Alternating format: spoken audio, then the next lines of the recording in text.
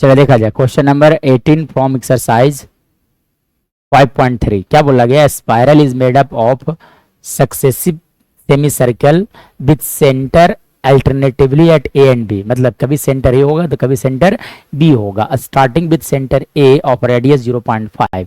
देखो एक semi circle यहाँ से बन रहा है जिसका सेंटर देखो यहाँ से यहाँ तक, ये वाला जो सेमी सर्किल बना इसका सेंटर पॉइंट ए होगा, ठीक है। अब अगला जो सेमी सर्किल बन रहा है, मतलब ये डाउनवर्ड जो सेमी सर्किल आपको दिख रहा है, ये डाउनवर्ड वाला जो सेमी सर्किल दिख रहा है इसका सेंटर बी पर है।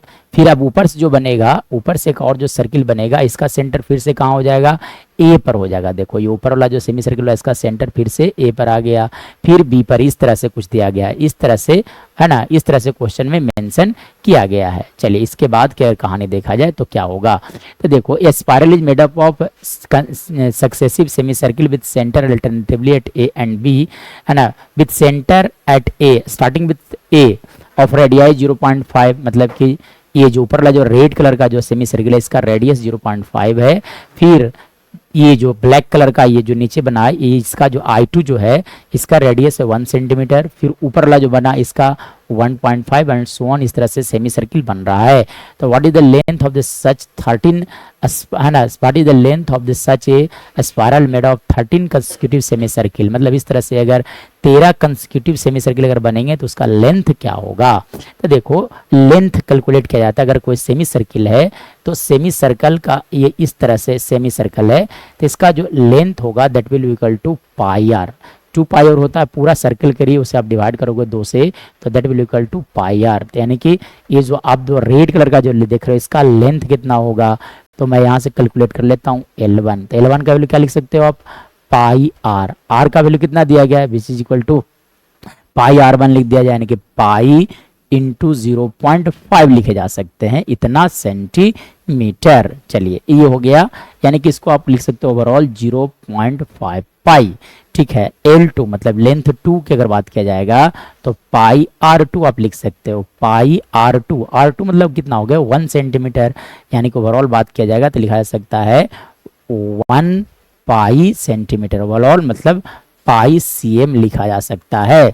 मतलब अगर L3 की अगर बात किया जाएगा तो लिख सकते हो आप पाई R3, पाई R3 लिखा जा सकता है।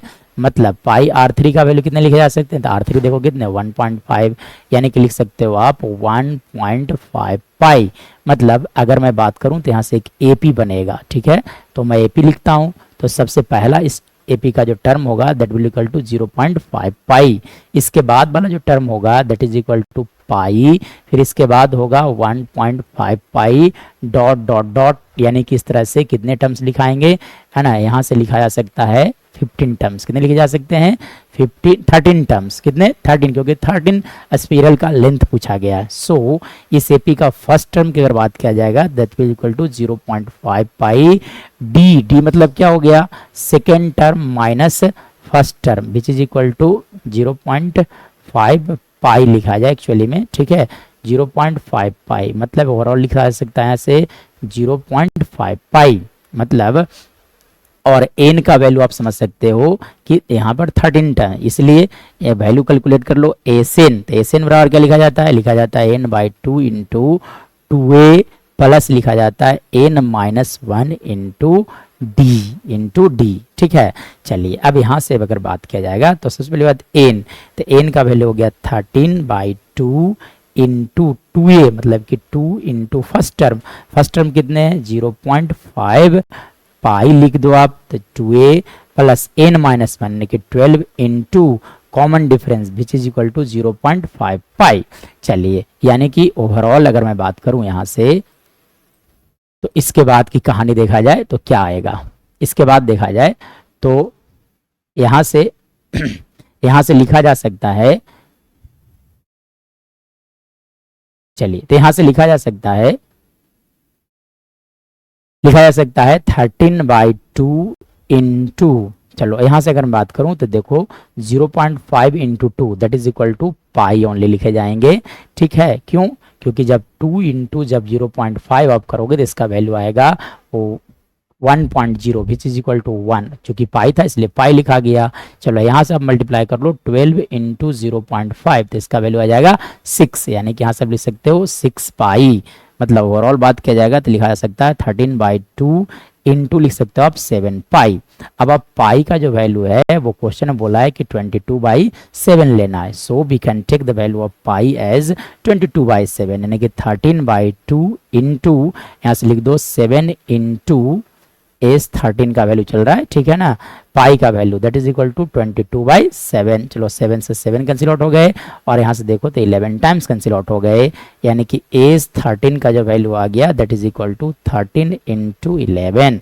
चलिए मल्टीप्लाई किया जाए तो 11 into 3 that is equal to 33, यानी कि 3, 11 इंटू 1 11, यानी कि 143, यानी कि 13 सच स्पाइरल जो होगा उसका लेंथ होगा 143 centimetre. This is our right answer.